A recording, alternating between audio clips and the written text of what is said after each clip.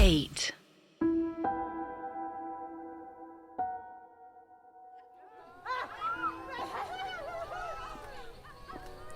चलिए सब लोग साइड हो जाइए, दूर हो जाइए। अरे माताजी, आपको क्या अलग से कहना पड़ेगा। कांस्टेबल पाठक गांव के और परिवार के सभी लोगों को साइड में कर रहे थे। पाठक, आखिर ये कैसे हो सकता है? ये लाश इस पीपल के पेड़ के इस तने पर आखिर लटकी कैसे होगी? इंस्पेक्टर दुबे पीपल पर लटक रही विक्रम की लाश को देख रहे थे। विक्रम मिश्रा, राम सहाय मिश्रा का बड़ा बेटा, जो ललितपुर में रहते थे। राम सहाय एक जमाने में अपने गांव के हेडमास्टर थे और 4 साल पहले ही अपने परिवार, जिसमें वो, उनकी पत्नी सरिता, बड़ा बेटा विक्रम और 17 साल की बेटी आस्था के साथ ललितपुर में शिफ्ट हो गए थे। विक्रम एक सॉफ्टवेयर इंजीनियर था और नोएडा में ही काम करता था। पैसे जोड़कर उसने अपने मम्मी पापा के लिए ललितपुर में घर लिया था। इससे पहले वो सब गोरखपुर में रहते थे। घर काफी सस्ते दाम में मिल रहा था और जगह भी अच्छी थी। खैर, उन्हें वहां पर रहते हुए 4 साल हो चुके थे, पर वहां पर कभी भी कुछ ऐसा अजीब नहीं हुआ था। ये जरूर था कि गांव के सभी लोग उनसे थोड़ा अलग बर्ताव करते थे। विक्रम ज्यादातर नोएडा में ही रहता था और छुट्टियों में घर आता था, और हमेशा की तरह इस बार भी वो अपनी छुट्टियों में घर आया हुआ था। अभी उसे आए बस 3 ही दिन हुए थे, पर जब से वो आया था उसके साथ अजीब अजीब सी चीजें हो रही थी। और आज की सुबह जब उसकी माँ आंगन में पानी भर रही थी, तब उसने देखा कि विक्रम की लाश पीपल के पेड़ के तने पर लटक रही थी। ये कैसे हुआ, कब हुआ और क्यों, कोई भी समझ नहीं पा रहा था। घर के सदस्यों से जब भी पुलिस वाले कोई सवाल करते तो वो बस एक ही बात करते, विक्रम के ऊपर कोई ऊपरी साया था। और घर में भी कुछ ऐसा है, क्योंकि पिछले 3 रातों से उन्हें बाहर किसी के नलका चलाने की और पानी के छिड़कने की आवाजें सुनाई देती हैं। और इन्हीं के साथ एक अजीब सी आवाज जो हमेशा घर में गूंजती रहती है। पर कानून इन सब बातों में नहीं मानता था। अपनी पुष्टि के लिए राम सहाय जी ने पंडितों को बुलाया। पंडित आए और उन्होंने यज्ञ करना शुरू किया। पर जैसे जैसे वो मंत्र पढ़ते जा रहे थे, उनके पीछे पीछे एक और आवाज उनके साथ मंत्र पढ़ रही थी। और ये आवाज उन पंडितों से अच्छा और शुद्ध पढ़ रही थी। और अगर उन पंडितों में से किसी भी पंडित से एक हल्का सा भी मंत्र पढ़ने में कोई गलती होती तो उनके गाल पर कोई खींच के तमाचा मारता। इससे वो सारे बेहद डर गए और भाग गए। अगर उनके घर में सुबह अच्छे से पूजा पाठ ना हो तो घर के सभी सदस्यों को डरावने सपने आते थे। विक्रम के जाने का अपार दुख, ऊपर से ये डर, वो काफी तनाव में आ गए थे।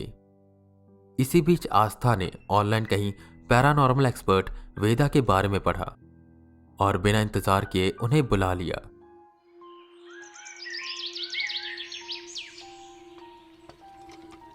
राम सहाय जी सुबह सुबह अपना नलका चलाकर पानी भर रहे थे कि तभी एक काले रंग की स्कॉर्पियो उनके घर के सामने आकर रुकी। दरवाजा खुला। नीले रंग की जीन्स पहने, ऊपर से ब्लैक हुडी और नीचे गमबूट, एक इंसान उस कार से बाहर निकला। उसके साथ साथ 2 और लोग निकले।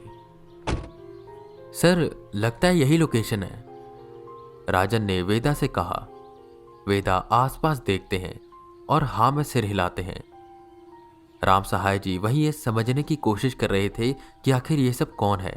कितनी देर में वेदा उनसे पूछते हैं, अंकल, आस्था जी का घर यही है ना? आस्था जी? ये कौन है जो मेरी बेटी को इतने सम्मान से बुला रहा है, और ये उसे कैसे जानता है?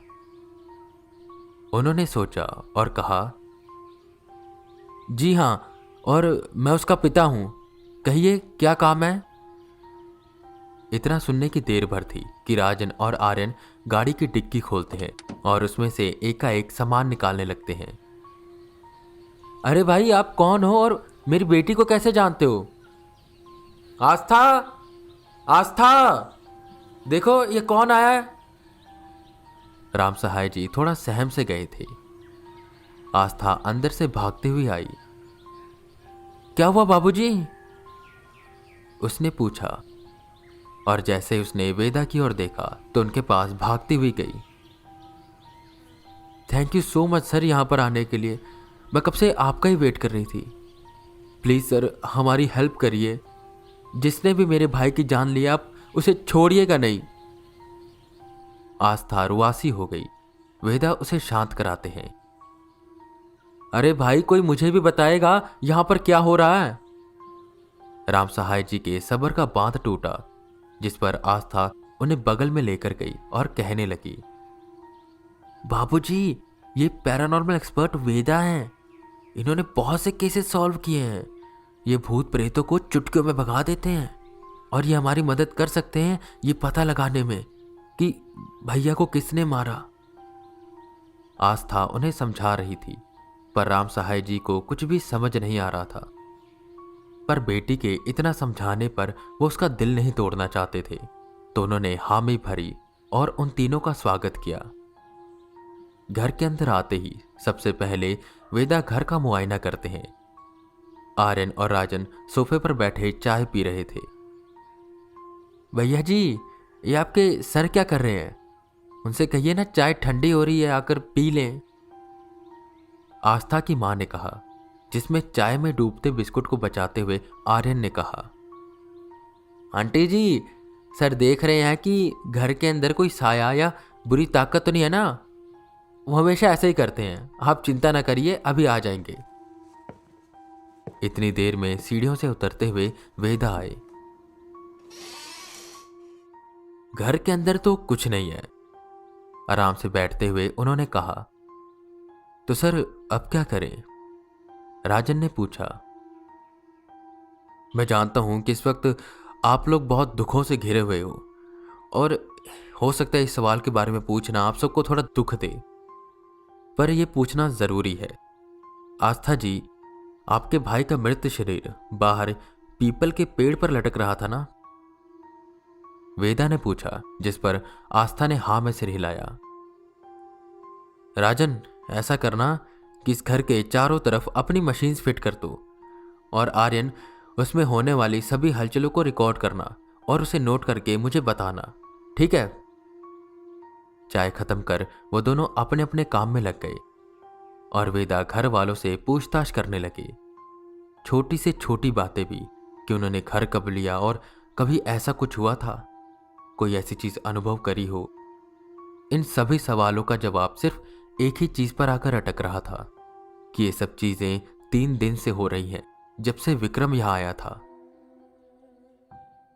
हो सकता है विक्रम के साथ कोई बुरा साया आ गया होगा, पर उसे इतनी बेरहम तरीके से मारना और जैसा घर वालों ने बताया, पंडित जब मंत्रों का जप कर रहे थे तो उनके पीछे पीछे कोई और भी मंत्रों का जप कर रहा था।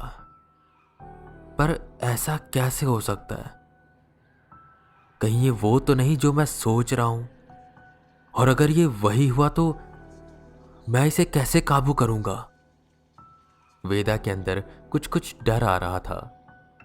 खैर, उन्हें एक और चीज पता चली थी कि जब से वो यहां आए थे तब से गांव वालों का रवैया उनके लिए काफी अलग सा था, तो वो घर से बाहर निकले। वहीं पर आर्यन और राजन अपना काम कर रहे थे। वेदा बाहर गए और गांव वालों से बातें करने लगे। सब लोग संकोच कर रहे थे, कोई उन्हें कुछ बता नहीं रहा था।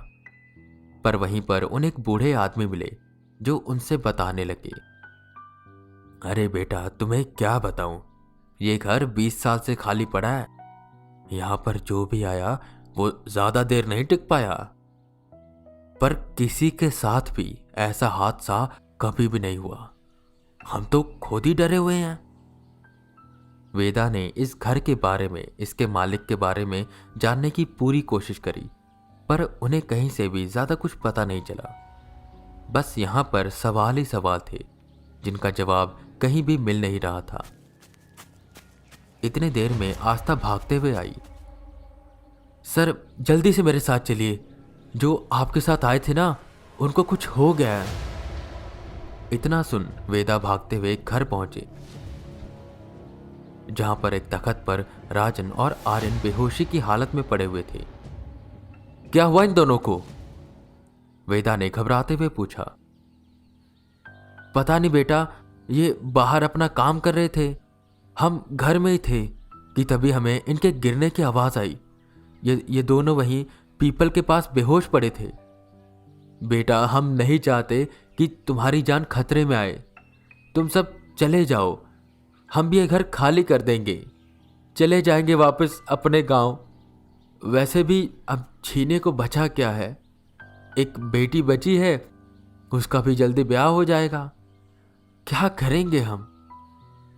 राम सहाय जी रुआसे हो गए। वेदा ने कुछ न कहा। उन्होंने अपने जूते उतारे, बाजुएं ऊपर चढ़ाई और दोनों के सर पर हाथ रख वो कुछ मंत्र बदबदाने लगे। थोड़ी ही देर में उन दोनों को होश आने लगा। ये तो विचित्र हनुमान मंत्र है ना? राम सहाय जी ने पूछा। आप जानते हो इस मंत्र के बारे में? वेदा ने हैरान होते हुए पूछा। बिल्कुल, भले ही मैं हेडमास्टर था, पर हमारे पिताजी विख्यात पंडित थे। उन्होंने मुझे इस मंत्र के बारे में बताया था। इससे वेदा को एक और बात पता चली कि ये फैमिली पंडित फैमिली है। कुछ कुछ कड़ियां मिल रही थी, पर अभी भी राज गहरे धुएं में छुपा हुआ था। आर्यन और राजन को होश आया। तुम दोनों ठीक तो हो ना?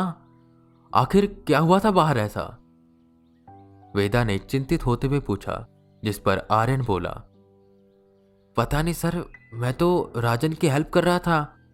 जैसे ही मैं पीपल के पास जाकर खड़ा हुआ कि उतनी देर में मुझे एक आवाज सुनाई दी। निर्लज्ज, तुझे इतना भी नहीं पता कि घर में प्रवेश चप्पल उतार कर करते हैं, और पीपल के पेड़ के पास भी चप्पल उतार के आते हैं। और जोर का थप्पड़ मुझे किसी ने मारा। मैंने पीपल के पेड़ की ओर देखा तो उसकी डाल पर बहुत ही खतरनाक कुछ शैतान जैसा बैठा था। बस मैं तो बेहोश ही हो गया। और राजन, तुम? वेदा ने पूछा। सर, जैसे ही आर्यन गिरा, मैं भागकर इसके पास आया और यही सेम चीज मेरे साथ भी हुई। वेदा सब कुछ सुन रहे थे। उन्हें बहुत सी चीजें समझ आने लगी। आप सभी तो पंडित हैं, आपके घर में तो नियमित पाठ पूजा होता होगा? उन्होंने राम सहाय जी से पूछा।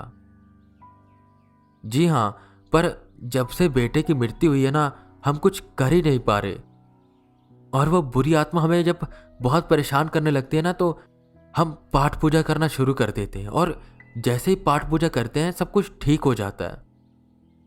राम सहाय जी ने कहा। अच्छा, वैसे राम सहाय जी, आपका बेटा कैसे था? क्या वो भी पाठ पूजा करता था? वेदा ने अपना अगला सवाल किया, जिस पर निराशा के साथ राम सहाय जी बोले, क्या बताऊं मैं आपको। पहले वो सब कुछ करता था, पर पिछले कुछ महीनों से पता नहीं उसकी संगति में कुछ हुआ, वो शराब पीने लग गया था। वेदा कुछ देर सोचे और बोले, अच्छा, जब वो यहां पर आया था, क्या तब भी ड्रिंक कर रहा था? हाँ, पहले दिन जब आया तो रात को हमारे सामने ही अपनी लाश शर्म बेचकर शराब पीने लगा। राम सहाय जी का गुस्सा निराशा में बदल गया और वेदा वहीं खिड़की के पास जाते हैं। बाहर पीपल के पेड़ की ओर देखते हुए कुछ सोचने लगते हैं। जो मैं सोच रहा हूं, अगर ये वही हैं, तो इस बार तो मेरे भी पसीने छूट जाएंगे। इतनी देर में उन्होंने देखा कि पत्तियों के बीच में से दो लाल सुर्ख आंखें उन्हें देख रही थी, और देखने में ऐसा लग रहा था कि जैसे वो वेदा को चैलेंज कर रही थी।